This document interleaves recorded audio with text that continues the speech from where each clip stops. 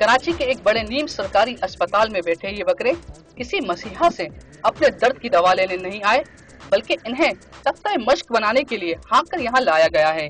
जी हाँ, कुछ ही देर में इनकी शामत आने वाली है। बकरों पर यह क़यामत तोड़ी जा रही है रिसर्च के नाम पर। पाकिस्तान में पहली मर्तबा बकरों पर की गई रिसर्च का मकसद था ट्रैफिक हादसे या गोली लगने के बाद जिस्म से खून का बहाव न रुकने पर सर्जरी की नई तकनीक मुतारिफ कराना। हमने मुख्तलिफ तरीके से काटा कि सीधा कट लगाने से या ज़्यादा चोट लगने से ये ज़राए जो हम इस्तेमाल कर रहे हैं उससे हमने खुद टेस्ट करके देखा कि खून जो है जो बहना बंद हो गया और काफ़ी काबू में आ गई।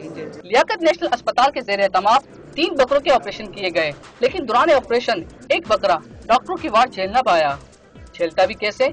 हथियार और औजार लिए एक कसाई अकेला उन्हें जीने नहीं देता। यहाँ तो हाथों में चीर फाड़ का तेज धार सामान लिए डॉक्टरों की पूरी फौज बेचारे बकरों पर टूट पड़ी थी।